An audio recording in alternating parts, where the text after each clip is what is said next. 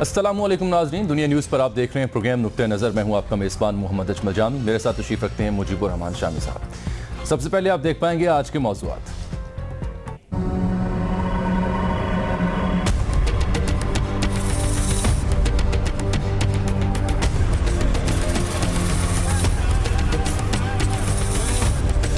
Ticket کٹوا دی، جہاز پکڑو اور پاکستان جاؤ۔ انتہا پسند عامر خان کو بھارت بدر کرنے کے در پہ شیو سینا نے اداکار کو تھپڑ مارنے پر 1 لاکھ روپے انعام کا اعلان بھی کر دیا۔ انتہا پسندی کی بازگشت لوک سبھا کے اجلاس میں بھی سنی گئی۔ سونیا گاندھی بھی مودی سرکار پر برس پڑی۔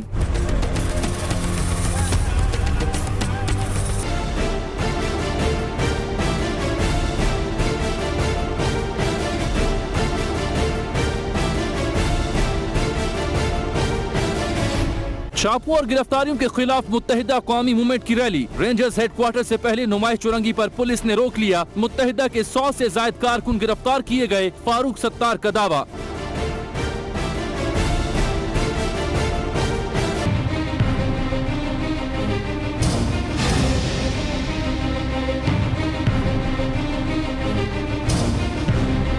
کراچی کی انسداد دہشت گردی کی عدالت نے 4 روزہ ریمانڈ پر ڈاکٹر عاصم حسین کو پولیس کے حوالے کر دیا۔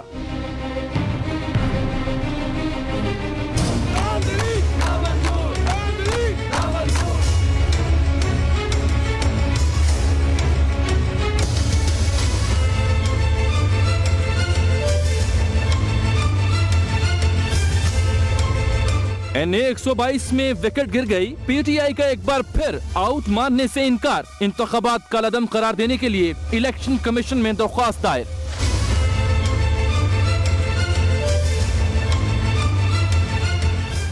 تو بھارت میں اداکار عامر خان کے ساتھ جو کچھ ہو رہا ہے اس پر تفصیل سے ہم بات کریں گے، لیکن پاک بھارت کرکٹ سیریز سے ہم پروگرام کا آغاز آج کریں گے۔ شام صاحب، میڈیا یہ کہتا ہے پاکستان اور بھارت کا کہ جناب طے ہو گیا، دونوں حکومت نے اجازت دے دی، سیریز شری لنکا میں ہوگی۔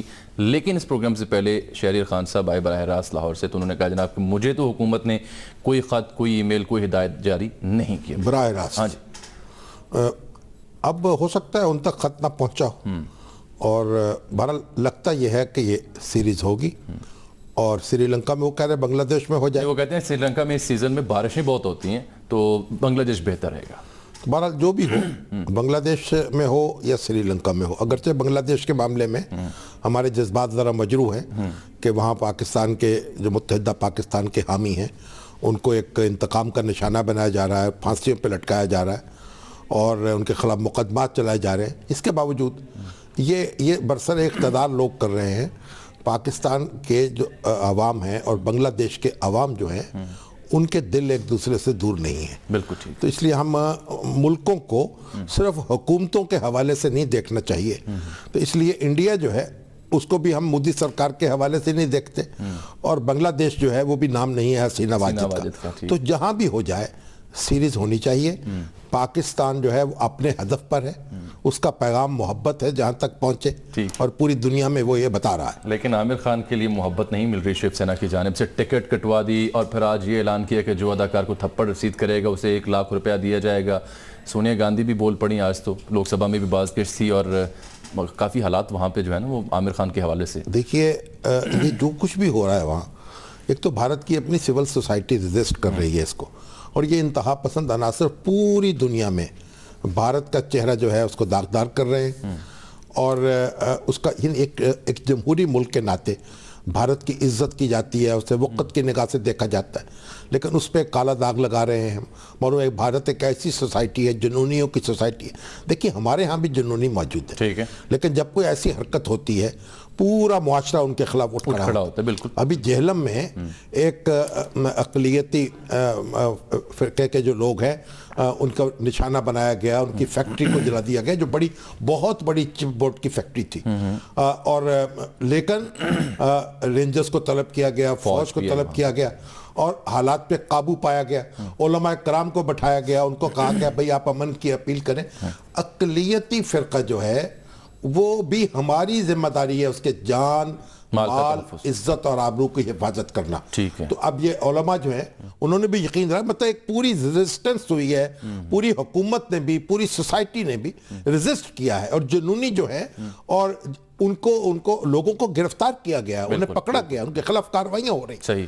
اور بھارت جو ہے ان کی جو حکومت ہے وہ ان کی پشت پر ہے انتہا پسندوں کے, اور اپنے مستقبل سے کھیل رہی ہے. اور اسی لیے جو اپوزیشن ہے, جو کانگریس, سونیا گاندھی صاحبہ خود بولی, سونیا گاندھی خود بولی ہیں, اور عامر خان جو ہیں وہ کوئی تنہا آواز نہیں رہ گئی. اب کہہ رہے پاکستان بھیج دے. عامر خان جو ہیں وہ وہیں پیدا ہوئے, وہیں پلے, وہیں بڑے. ان کا حق ہندوستان پر اتنا ہی ہے جتنا شیو سینا کے لوگوں کا ہے. بالکل ٹھیک ہے. اور ویسے بھی ہم تو کہتے ہیں نا کہ چینو عرب ہمارا, ہندوستان ہمارا, مسلم ہم وطن ہے, سارا جہاں ہمارا. تو ہندوستان تو ہمارا ویسے ہی ہے مسلمان ہونے کے ناطے سے. تو عامر خان تو وہاں کے فرزند ہیں. بالکل. کلدیپ نائر صاحب نے ہمیں جوائن کیا, سینئر صحافی معروف کالم نویس ہیں. جی نیر, کلدیپ نیر. اچھا, تو کلدیپ نیر صاحب جناب ہمارے ساتھ ٹیلی فون لائن پر موجود ہیں. بھارت سے معروف کالم نویس ہیں, سینئر صحافی ہیں, 15 سے زائد کتابوں کے مصنف بھی ہیں. سیالکوٹ میں پیدا ہوئے, LLB کی FC کالج سے. ان کو پروگرام میں خوش آمدید کہتے ہیں کلدیپ صاحب آپ کو. کلدیپ صاحب یہ بتائیے کہ یہ کہاں جائے گا, یہ سلسلہ کیسے رکے گا, اور آپ کیسے روکیں گے اس کو, انتہا پسندوں کو اور جنونیوں کو؟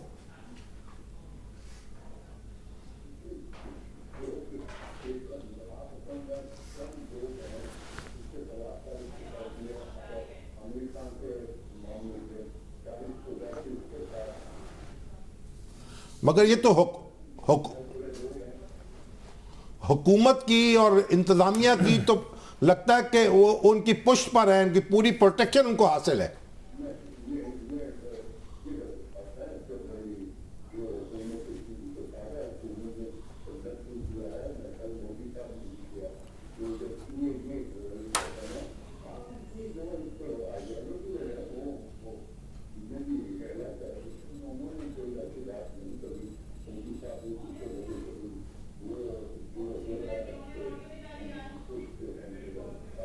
تو اب یہ جو کہہ رہے ہیں کہ جو تھپڑ مارے گا اس کو 1 لاکھ روپیہ دیا جائے گا, تو وہ تھپڑ مارنے والے, یہ جو شے دینے والے ہیں, ان کے خلاف کوئی قانونی کارروائی ہوئی ہے؟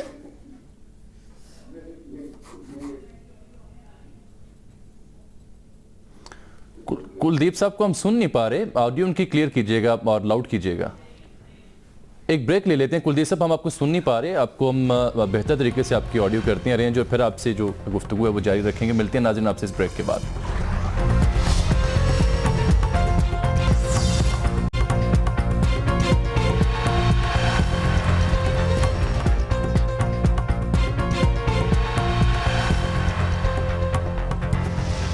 ویلکم بیک ناظرین. کلدیپ صاحب سے ہمارا رابطہ بحال نہیں ہو سکا, تکنیکی وجوہات کی بنا پر آپ ان کی جو گفتگو وہ بھی نہیں سن سکے. کسی اور نشست میں ان سے اسی موضوع پر ہم بات کر لیں گے.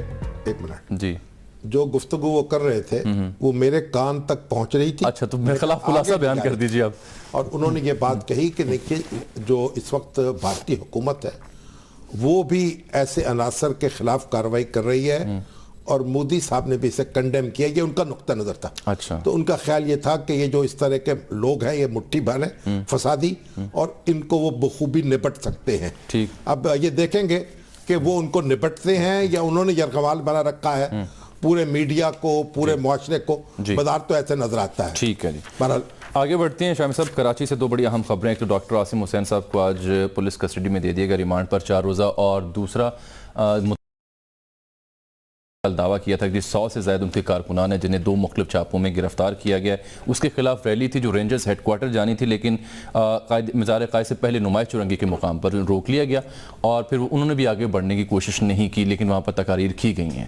اب اس وقت وہ ریلی جو ہے ابھی موجود ہے وہاں پر, اور وہاں سے لوگ منتشر نہیں ہوئے. ہاں, اور مختلف جو رہنماء متحدہ کے وہ خطاب بھی ان سے کر رہے ہیں اپنے کارکنوں سے. ریحان ہاشمی صاحب, بیورو چیف دنیا نیوز کراچی, اس وقت ہمارے ساتھ ٹیلی فون لائن پر موجود ہیں. ان سے بات کرتے ہیں. السلام علیکم ریحان.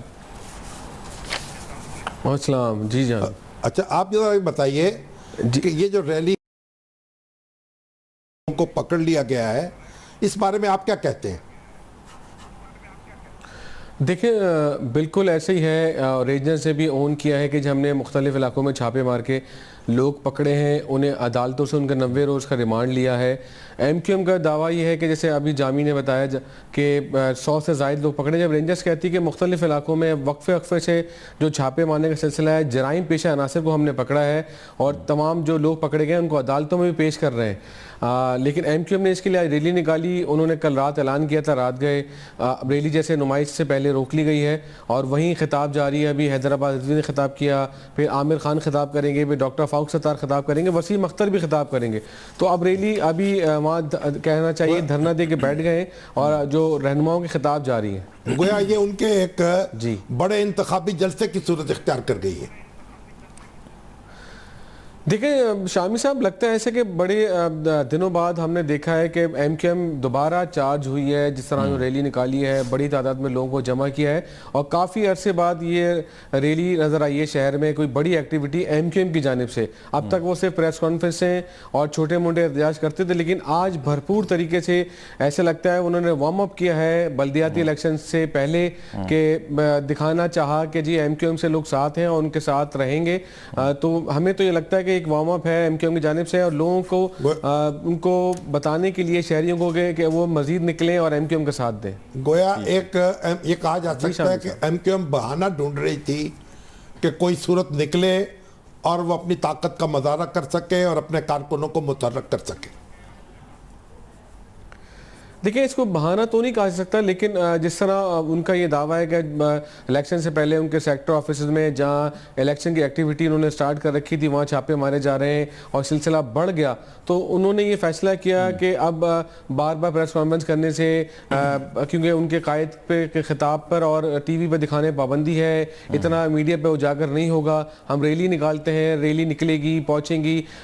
پولیس نے پوری انتظامات کر رکھے تھے, ریڈ زون پہ پابندی تھی, لیکن پرامن طور پر وہاں بیٹھ گئے. خطاب جاری ہے, جبکہ جو دیگر پولیس اہلکار رینجرز ہیں وہ اپنے طور پہ الرٹ تھی کہ کوئی ایسا واقعہ ناخوشگوار ہو تو ان سے سختی سے نپٹا جائے گا. تو آپ کا خیال یہ ہے کہ یہ پرامن طور پر منتشر ہو جائے گی؟ جی بالکل ایسے ہی, کیونکہ ہم نے دیکھا کہ وہاں ہماری رپورٹر کرن خان موجود تھی, ہم نے ان سے بھی پوچھا اور دیکھا بھی کہ وہاں عامر خان اور سینئر رہنما جو نعرے بازی کر رہے تھے, کارکنان کو روکا, وہ مشتعل تھے, تھوڑے لمحے پہ کشیدگی بھی ہو گئی. یہ اس بات کہ انہوں نے دیکھا کہ بڑی تعداد میں لوگ کوشش کر رہے تھے نوجوان کہ وہ آگے جائیں, کنٹینر سے دوسری طرف جائیں, لیکن جو رہنما تھے ایم کیو ایم کے انہوں نے سب کو روکا اور وہ ان کی بات ان کو مان لی اور وہاں رک گئے. جی جو شیلے کارکنوں کو روکنا جو ہے یہ بہرحال ان کی ایک تنظیم جو ہے اس کی گرفت کا ثبوت تو ہے. اچھا اب آپ یہ بتائیے, ڈاکٹر عاصم حسین صاحب پہ بھی بات ان سے کر لیتے ہیں. ڈاکٹر عاصم حسین صاحب پر آ جائیں کہ ان کی اس وقت کیا صورت ہے. آج وہ حوالے ہو گئے پولیس کے 4 روزہ ریمانڈ پر, تو آپ کیسے دیکھتے ہیں کہ وہاں عدالت کی کارروائی جو ہوئی اس کو وہ کیسے, کیا اس کا تاثر رہا؟ اور ساتھ میں یہ بتائیے, یہ جو ابھی ایک معاملہ کلیئر نہیں ہو رہا کہ کہا جا رہا ہے 14 روزہ ریمانڈ تھا جسے بعد میں کم کر کے 4 کیا گیا, یہ کیا معاملہ تھا؟ دیکھیں شامی صاحب, بڑی دلچسپ صورتحال کورٹ کے اندر عدالت میں اس وقت ہوئی جب رینجرز کی جانب سے ایک استدعا کی گئی کہ 14 روزہ ریمانڈ دیا جائے, اور اردو میں استدعا کی جاتی ہے عدالت سے, اور لکھا ہوا تھا 14 اردو میں بھی اور انگلش میں بھی, اور 14 لکھا تھا. تو پولیس کی جانب سے انویسٹیگیشن افسر پر زور دیا گیا اس کو 4 کر دو.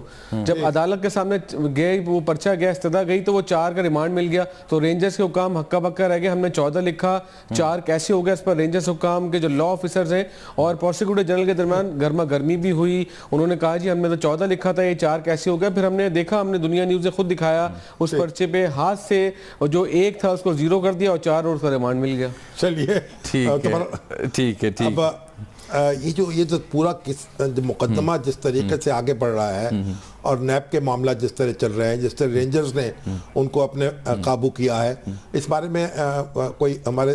جی ہاں, ہم نے اعظم نذیر تارڑ صاحب کو بھی دعوت دے رکھی ہے, پاکستان بار کونسل کے وائس چیئرمین ہیں, اس وقت تو وکیلوں کی جو سب سے بڑی باڈی کے سب سے بڑے عہدیدار ہیں. بالکل. اور فوجداری مقدمات جو ہیں ان میں تو ایک ان کی اپنی ایک شان ہے, ایک منفرد حیثیت ہے, تو ان سے ہم ذرا استفادہ کریں. ریحان آپ کا بہت شکریہ, آپ تشریف لائے, اور اعظم نذیر تارڑ صاحب آپ کو پروگرام میں ہم خوش آمدید کہتے ہیں. شامی صاحب آپ سے مخاطب ہے ابھی اور بات کرنا چاہ رہے ہیں ڈاکٹر عاصم حسین صاحب کے حوالے سے.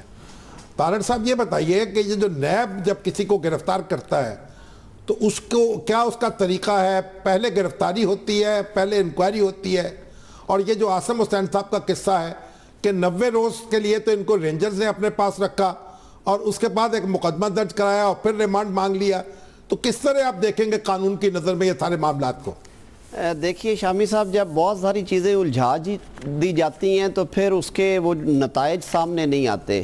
پہلی بات تو ہے جو رینجرز نے انہیں حراست میں رکھا وہ انسداد دہشت گردی کے قانون میں دفعہ 4 اور 5 میں جو اینٹی ٹیررزم ایکٹ ہے اس میں گنجائش دی گئی ہے کہ پروونشل گورنمنٹ یا فیڈرل گورنمنٹ جب کسی علاقے میں آرمڈ یا سول آرمڈ فورسز بلاتی ہے تو اس کو پولیس کے اختیارات ہیں. وہ تفتیش ان سے کرتے رہے جو ان کے کوئی دہشت گردی کے حوالے سے الزامات تھے. وہ بھی ویسے میرے رائے میں تو مجھے عجیب سی بات لگی ہے کہ ہسپتال میں علاج کرنا آیا اس میں آئے گا یا نہیں. جہاں تک نیب کا تعلق ہے اس کا بالکل فرق میکنزم ہے. نیب میں بھی ریمانڈ 90 روز تک ہو سکتا ہے لیکن اس کے لیے پہلے انکوائری انیشیٹ کی جاتی ہے. اس انکوائری کو کمپلیٹ کیا جاتا ہے اور پھر انویسٹیگیشن کی پرمیشن لی جاتی ہے اور اس سٹیج پہ جا کے چیئرمین نیب جو ہیں وہ اریسٹ وارنٹ جاری کر سکتے ہیں انکوائری کے بعد. اور انکوائری کو انویسٹیگیشن میں کنورٹ کرنے کے لیے ان کی ایک ایگزیکٹو بورڈ ہے نیب کا جو چھان بین کے بعد انکوائری کو تفتیش میں تبدیل کرنے کی اجازت دیتا ہے. اختیار چیئرمین کا ہے لیکن وہ تھرو EBM کرتے ہیں، ایگزیکٹو بورڈ میٹنگ میں کرتے ہیں. اس کے بعد اریسٹ وارنٹ جاری ہوتا ہے. اس کیس میں بھی اگر ان کے بدعنوانی کے الزامات ہیں تو وہ رینجرز کے پاس کوئی اختیار نہیں ہے کہ اس پہ وہ تفتیش کر سکے، نہ ہی وہ سندھ پولیس کی کوگنیزنس ہے. یا FIA کرے گی فیڈرل ادارے میں ان کا کام کرنے کی وجہ سے، اگر وہ نہیں کرتی تو نیب کرے گی کیونکہ دونوں کی اوور لیپنگ جورسڈکشن ہے. دونوں میں سے ایک ادارہ کر سکتا ہے، دونوں یکمشت نہیں کر سکتے. بالکل ٹھیک ہے. ہمارے ساتھ آپ رہیے گا، ایک بریک ہمیں لینی ہے یہاں پر. ناظرین آپ سے ملتے ہیں اس بریک کے بعد.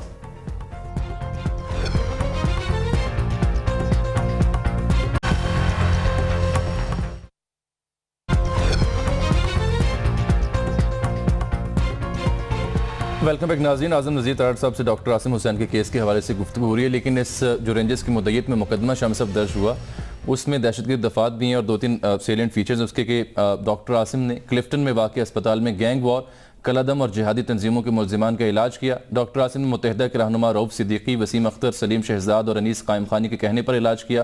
پیپلز پارٹی کے رہنما قادر پٹیل بھی دہشت گردوں کے لیے فون کرتے تھے اور پھر انہوں نے بینگ منسٹر اپنے اختیارات کا ناجائز استعمال کیا. PSO اور SSGC میں بھرتیاں کی اور من پسند افراد کو ٹھیکے دلوائے. سر یہ چارج شیٹ ہے جو ٹھیک ہے. یہ تو الزامات ہیں نا. اب اس کے تفتیش ہوگی، پھر مقدمہ بنے گا، پھر دیکھیں گے. تارڑ صاحب. جی تارڑ صاحب ہمارے ساتھ موجود ہیں. جی تارڑ صاحب یہ بتائیے کہ یہ جو کاروائی جس طرح سے ہوئی ہے ڈاکٹر عاصم حسین پر، کیا اسی طریقے سے ہونی چاہیے تھی؟ کیا قانون کے تقاضے جو ہیں پورے ہو گئے آپ کے خیال میں اس طریقے سے؟ نہیں شامی صاحب، قانون کے طالب علم کی حیثیت سے بات کروں گا. اسی وجہ سے مقدمات خراب ہوتے ہیں اور پھر الزام آتا ہے کہ جی اس ملک میں نظام کوئی نہیں ہے، عدالتیں چھوڑ دیتی ہیں.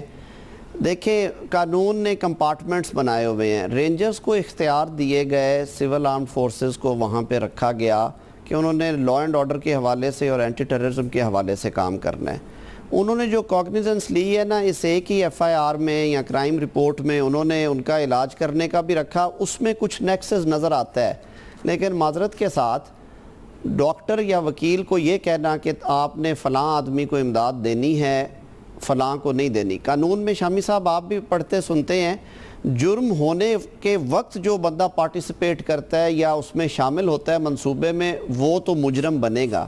لیکن ایک آدمی جرم کرنے کے بعد آتا ہے اور کہتا ہے کہ جی مجھے یہ زخم لگے ہیں میرا علاج کر دیں، تو وہ اس جرم میں معاونت نہیں ہے. جرم تب تک ہو چکا ہوتا ہے. کیا وہ مجرم یا ملزم کو تحفظ ہے یا اس کی پروٹیکشن ہے؟ نہیں، وہ جی وہی عرض کر رہا ہوں، وہ ہاربرنگ میں آتا ہے کہ آپ کسی آدمی کو جانتے بوجھتے ہوئے کہ یہ بندہ قانون کو مطلوب ہے فوجداری مقدمے، اگر آپ اسے چھپائیں گے، جان بوجھ کے چھپائیں گے تو پھر آپ وہ ہاربرنگ میں آ جائے گا کہ آپ نے اس کو پناہ دی. وہ ایک سیپریٹ جرم ہے، وہ اتنے سنگین جرائم کی فہرست میں نہیں آتا. اور پھر اس میں یہ بھی ہو سکتا ہے نا کہ نچلی سطح پر کوئی انتظام ہو رہا ہو، ایک شخص یعنی مالک جو ہے یا جو چیف ایگزیکٹو ہے وہ براہ راست اس میں انوالو ہے یا نہیں ہے، یہ بھی تو دیکھنا پڑے گا نا. یہ یقیناً تفتیش میں انہوں نے یہی دیکھنا تھا اور انہیں کنکریٹ ایویڈنس لے کے آنا تھی کہ یہ شہادت ہے اس شخص کے خلاف کہ اس کو معلوم تھا کہ یہ لوگ فلاں فلاں جرائم میں مطلوب ہیں، ان کے خلاف فلاں فلاں جگہ پہ مقدمات ہیں، اور اس کے باوجود اس نے انہیں پناہ دی، یا ان لوگوں پہ ہیڈ منی مقرر تھی اور انہیں پتا تھا کہ یہ موسٹ وانٹڈ کرمنلز ہیں، انہوں نے انہیں چھپانے کے لیے اپنے ہسپتال میں رکھا under the garb of their treatment کے جی علاج ہو رہا ہے۔ لیکن شامی صاحب جو دوسرا حصہ ہے نا، اس پہ اعتراض قانونی یہ آئے گا اور یہ آگے چل نہیں پائے گا کہ رینجرز کے پاس بدعنوانی کے مقدمات کی تحقیق کرنے کے اختیارات نہیں ہیں۔ وہ جو کاروائی ہے وہ کالعدم قرار دے دی جائے گی اگر وہ عدالت میں جائے کسی سٹیج پہ بھی۔ ٹھیک، اچھا اب آپ دیکھیے یہ شرجیل میمن صاحب کے خلاف بھی معلوم ہوا کہ ان کا نام ECL میں ڈال دیا گیا۔ جی جی، انہوں نے یہ ایک بیان دیا، انہوں نے کہا کہ نہ مجھے کسی مقدمے میں طلب کیا گیا ہے، نہ کسی انکوائری میں شریک کیا گیا ہے، اور نہ مجھے معلوم ہے کہ میرے خلاف کیا ہو رہا ہے، کیا اقدامات کیے جا رہے ہیں، اور میرا نام اچانک ECL میں ڈال دیا گیا۔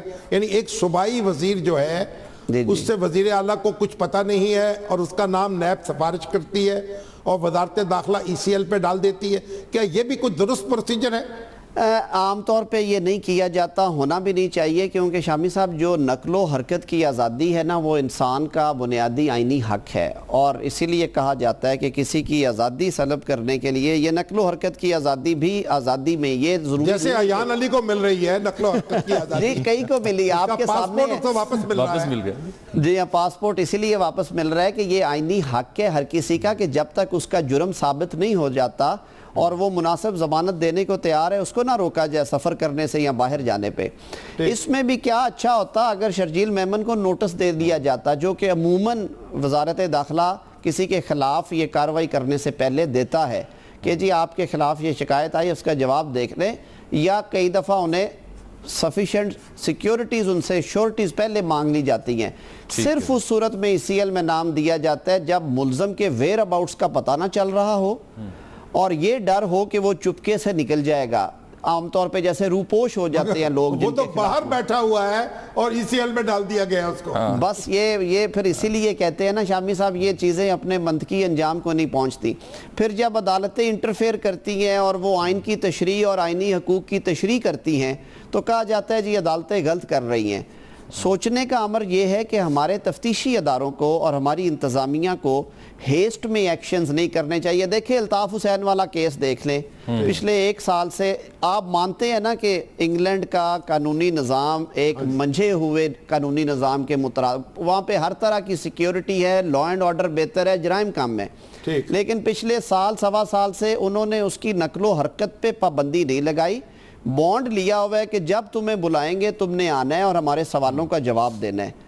جب تک مواد نہیں ملتا تب تک یہ جو ہمارے یہاں نا پکڑ دھکڑ جیل میں ڈال دو، مواد بعد میں ڈھونڈو، یہ بڑا ظلم ہے۔ اب کل کو اگر عاصم حسین، میں کہتا ہوں اس کے خلاف الزام ثابت ہو، اسے کڑی سے کڑی سزا دیں، لیکن اگر کل کو یہ نہاد ہو کے نکل جائے اور کہیں کہ جی نہیں یہ باتیں ساری زبانی تھیں اور شہادت نہیں ملی، تو جو 90 روز یا 190 روز اسے جیل میں رکھا گیا اس کا مداوع نہیں ہے کوئی۔ طارق صاحب پہلے آدمی کو پکڑیں، کسٹڈی میں لیں، پھر مقدمہ بنائیں، تو اس طرح تو کوئی آدمی بچے گا نہیں۔ یہ بالکل اسی پہ یہ دیکھیے FIR کے متن میں لکھا ہے، جو لکھ رہے ہیں FIR ASI عامر اعظم صدیقی صاحب، وہ کہتے ہیں میں دیگر دستاویزی شہادتیں دوران تفتیش ضرورت پڑنے پر تفتیشی آفیسر کو حوالے کروں گا۔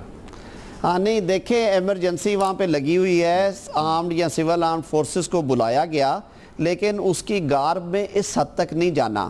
بدعنوانی کا مقدمہ ہے تو نیب ایک انڈیپینڈنٹ ادارہ ہے، ہمیں اپنے اداروں پہ اعتماد کرنے کی ضرورت ہے۔ وہ نہ پرائم منسٹر کے انڈر ہے نہ کسی گورنر کے انڈر ہے، تو اس کو دینا چاہیے تھا۔ باقی جو اینٹی ٹیررزم ہے وہ بھی پہلے آپ نے کر لیا، بعد میں اب آپ مواد ڈھونڈ رہے ہیں، یہ انفیئر ہے لاء میں۔ پہلے بندہ پکڑا ہے، اس کو کسٹڈی میں رکھا ہے، اب مواد ڈھونڈ رہے ہیں، یہ انفیئر ہے جی۔ ٹھیک ہے جی اعظم صاحب، بہت شکریہ آپ تشریف لائے پروگرام میں، تفصیل سے آپ سے گفتگو ہوئی۔ ناظرین یہاں پروگرام وقت ایک بریک کا، ملتے ہیں آپ سے اس بریک کے بعد، واپس آئیں تو بات ہوگی NA 122 کی، اور اس سلسلے میں گفتگو ہم کریں گے پاکستان تحریک انصاف کے رہنما جناب علیم خان صاحب سے۔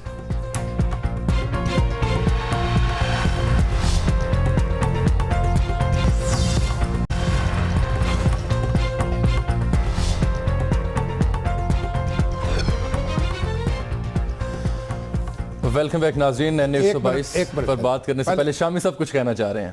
دیکھیے ہمارے خوشنود علی خان صاحب ہیں، रोज़नामा सहाफ़त के एडिटर जी जी खैरियत और जनाब CPNE के साबिक सदर और एक बड़े अपना मारूफ एंकर पर्सन भी हैं, उनके अकाउंट्स मुंजमद किए FBI ने, और ये इंतहाई अफसोसनाक इक़दाम था। और तवक्को की जानी चाहिए कि FBI के चेयरमैन और वज़ारत ख़ज़ाना के हुक्काम ज़रूर कार्रवाई करेंगे उन अहलकारों पर जिन्होंने ये हरकत की है। बिल्कुल ठीक है। एक बात। दूसरी बात ये कि मौलाना ज़फ़र अली ख़ान की कल बरसी मनाई जा रही है, ठीक, जो पाकिस्तान के और हिंदुस्तान के एक बहुत बड़े एडिटर और अखबार नवीस थे, और अल्लाह ताला उनको गरीक़ रहमत करे। इस वक्त तफसील से जिक्र नहीं कर सकते। ठीक है जी। अब 122 का हम जिक्र करना चाह रहे हैं। सुनिए, एक और मामला है, और मामला ये है कि जो यानी मकबूजा कश्मीर जी में जो कश्मीर टाइम्स के एडिटर थे वेद भसीन, जी, जो वहाँ के ज़फ़र अली ख़ान जिनको आप कह सकते हैं, उनका बहुत तवील उम्र पाई उन्होंने, 80 साल से ज़्यादा उम्र, उसमें उनका इंतकाल हुआ। उसके लिए भी दुआ करनी है और उनकी खराज तहसीन पेश करना है तहरीक आज़ादी कश्मीर के लिए उनकी खिदमत को। टीवी पे अभी और अगरचे कई दिन हो गए उनका तस्करा नहीं हो सका, किस दिन तफसील से बात करेंगे उन पर, लेकिन उनके पसमानदगान से, कश्मीर टाइम्स के अमले से हम ताज़ियत करते हैं, उनके दुख में बराबर के शरीक हैं। अल्लाह करे कि उनके नक्शे कदम पर वो चलते रहें आज़ादी का परचम थाम कर। अब 122 की बात होगी। अब सर 122 की बात होगी। अब एक बात और, वो भी करते हैं, एक बात और है, ये जो हमारे अभी कोहाट में एक जर्नलिस्ट मारे गए थे, ये हफीजुर रहमान साहब, हफीजुर रहमान, 25 नवंबर को। अब पुलिस ने जो उसकी तफ्तीश की है, उसके मुताबिक उनका जो भाई है उसने कुछ लोगों के साथ मिलकर उनको कत्ल किया, और जायदाद का झगड़ा था, और 25 नवंबर को गिरफ्तारी भी हो गई है, और उसकी गिरफ्तारी भी हो गई है। और उसने कहा कि ये अपनी जायदाद पे बैठे हुए थे, अबाई पे, और मुझे कुछ देते नहीं थे। उसने अपने भाई को यानी किराए के कातलों के जरिए कत्ल करा दिया। तो ये भी एक बड़ी संगीन वारदात है, क्योंकि जब भी इस तरह की कोई वारदात होती है हम उसका एक जो मतलब निकालते हैं और दहशतगर्दी की वारदात समझते हैं। ये भी एक बड़ी ज़रूरी बात है, नईम नाम था इनके भाई का, कि मुख्तलिफ हवालों से तहकीकात और तफ्तीश की जाए, और हम ज़रा अपने आप को थोड़े से यानी रोकें किसी भी यानी जज्बात का, शदीद जज्बात का आज़ार करने से पहले। ठीक है, तो अब आप आ जाएं 122 पे। अलीम खान साहब ने दोबारा इलेक्शन कमीशन से रुजू किया, उन्होंने कहा पहले से ज़्यादा हमारे पास शवाहिद हैं, वोटर लिस्टों में हेर फेर हुए हैं, और सिर्फ 812 दरख्वास्तें मौजूदा इलेक्शन कमीशन के पास वोटों की मुंतकली की। और अलीम खान साहब हमारे साथ मौजूद हैं लाहौर से। अस्सलाम वालेकुम अलीम खान साहब। अस्सलाम वालेकुम जामी साहब। जनाब आप ये बताइए खान साहब कि आपने अब इलेक्शन कमीशन में पिटीशन दायर कर दी है हल्का 122 के इंतखाबात के खिलाफ, या सरदार अयाज साहब के, अयाज सादिक साहब के इंतखाब के खिलाफ? जी शामी साहब, मैंने आज 2 पिटीशंस दायर की हैं। एक 103AA के तहत जो इलेक्शन कमीशन ऑफ पाकिस्तान का इस्तेहकाक है, जिसमें वो किसी बड़ी बेज़ाब्तगी को देखते हुए इलेक्शन को अनल कर सकता है, उसको कालादम करार दे सकता है। एक वो की है, और एक आर्टिकल 52 के तहत जो इलेक्शन ट्रिब्यूनल के लिए होती है, दोनों मैंने आज दायर कर दी हैं। इसमें आपका बुनियादी जो है बुनियादी आर्गूमेंट क्या है? क्यों इस इलेक्शन को कालादम करार दिया? वो शामी साहब जी, शामी साहब, आमतौर पे इलेक्शन पे होता यह था कि इलेक्शन डे के ऊपर जो बेज़ाब्तियाँ होती थी, इरेगुलरिटीज़ होती थी, बक्सों के प्रॉब्लम आती थी, गिनती की आती थी, अपना फॉर्म 14-15 की आती थी, वो सारी फिर ट्रिब्यूनल्स में जाती थी। लेकिन इस दफ़ा जो कुछ हुआ ये तो इलेक्शन डे पे हुआ ही नहीं। इलेक्शन डे तो बिल्कुल साफ था, शफाफ था, उस दिन तो कोई हेरा फेरी नहीं हुई। ये तो उससे पहले सारा कुछ हुआ है, और जितना कुछ हुआ है ये हम तो इलेक्शन कमीशन से पूछ रहे हैं। नादरा की कंसेंट के बगैर नहीं हो सकता। तकरीबन 25,000 हमें जो इलेक्शन कमीशन ऑफ पाकिस्तान ने दिया, मैंने शायद आपसे एक दफ़ा पहले भी शायद ये दिखाया था, ये वो लेटर है। इलेक्शन कमीशन ऑफ पाकिस्तान जो है हमें सूबाई इलेक्शन कमिश्नर जो है वो ये लेटर देते हैं, और वो ये कहते हैं कि जनाब आपने हमने उनसे मांगा था कि वोट आए कितने इस हल्के में और इससे डिलीट कितने हुए, और आपके पास क्या सबूत है कि लोगों ने अपनी कंसेंट के साथ इस हल्के में एडिशन कराई वोटों की या डिलीशन कराई।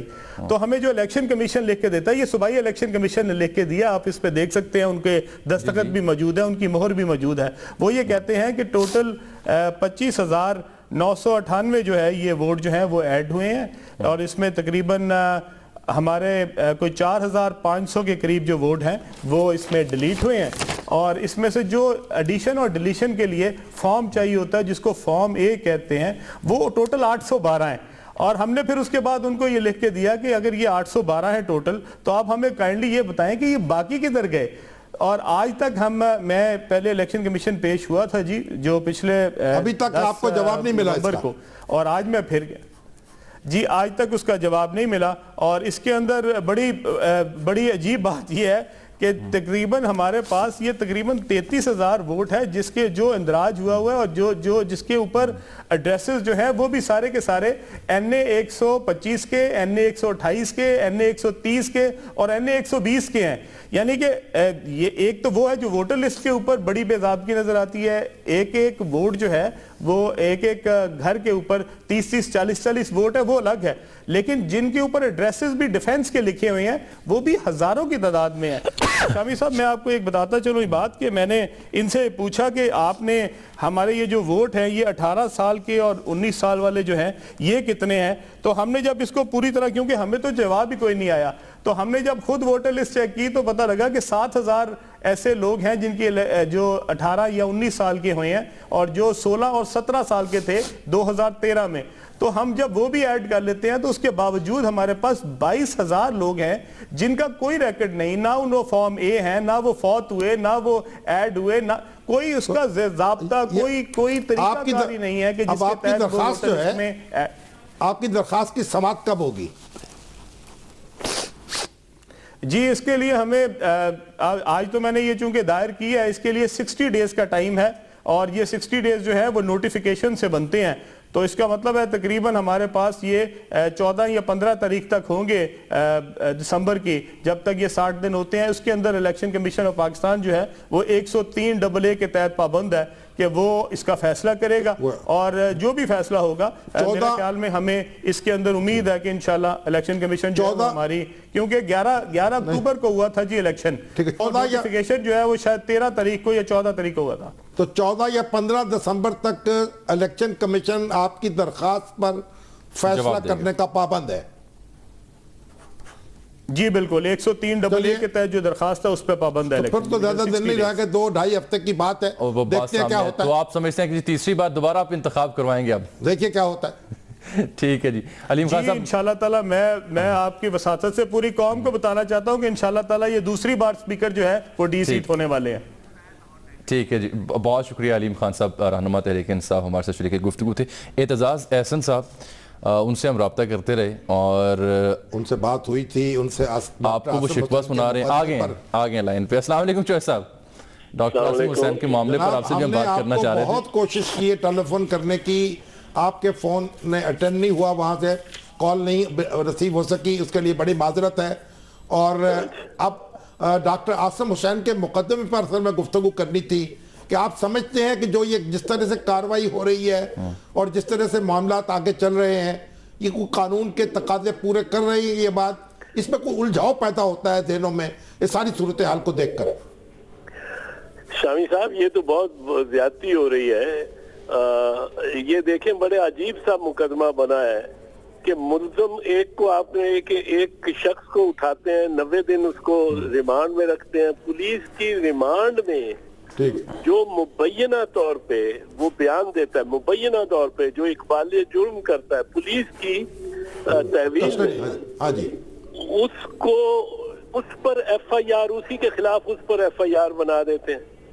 حالانکہ پولیس کے سامنے جو بیان دیا جاتا ہے وہ بندہ کسٹڈی میں ہو یا نہ ہو، پولیس کے سامنے بیان کی کوئی وقت نہیں ہوتی، اور ملزم کو پہ لازم ہے کہ اس پہ دستخط بھی نہیں کرائے جائیں. اس کی کسی عدالت میں اس کو پیش نہیں کیا جا سکتا بیان کو. یہ ضابطہ فوجداری اس معاملے میں بہت کلیئر ہے. پھر اس سے اعتراف اور اقبال رینجرز نے کرا لیا ہے کرپشن کا بھی. کرپشن کا معاملہ تو رینجرز کے اختیار میں ہی نہیں ہے، دہشت گردی کا معاملہ ہے. تیسری بات یہ ہے جہاں تک دہشت گردی کا تعلق ہے، اس پہ الزام یہ ہے کہ اس کے ہسپتال میں علاج ہوا ہے کچھ مبینہ دہشت گردوں کا جو کہ ایم کیو ایم کے دہشت گرد ہیں. अब MQM के दहशत गर्द तो गवर्नर और प्रोग्राम का वक्त भी खत्म हो चुका है, ठीक, उनके खिलाफ भी मुकदमात हैं दहशत गर्दी के, और वो परवेज मुशर्रफ के वक्त, आर्मी चीफ परवेज मुशर्रफ के वक्त से गवर्नर चले आ रहे हैं। तो कौन सा MQM का दहशतगर्द, कौन सा जेट ब्लैक टेररिस्ट है? MQM के दहशतगर्द तो 12 तारीख को, 12 मई को निकले थे, सारी कराची को इन्होंने यरगमाल कर लिया था, और आर्मी चीफ परवेज मुशर्रफ ने मुक्के दिखा के कहा था ये मेरी ताकत है। तो ये मतलब एक तबीब को, एक डॉक्टर को हथकड़ी लगा के पेश कर देना, ये तो बड़ी ज्यादती है। उस पे करप्शन का केस चलाएं। बिल्कुल ठीक है। तो सब बहुत माजरत इसलिए कि प्रोग्राम का वक्त खत्म हो गया और आपसे राब्ता ताखीर से हुआ। इंशाल्लाह अगले प्रोग्राम में आपसे हम फिर मुलाकात होगी इनसे। बहुत शुक्रिया आप तशरीफ लाए। शाम साहब प्रोग्राम खत्म है और अब मैं कह रहे हैं अब्रप्टली आप प्रोग्राम एंड कर दें जनाब, अगले हफ्ते आपसे मुलाकात होगी। अल्लाह हाफिज़।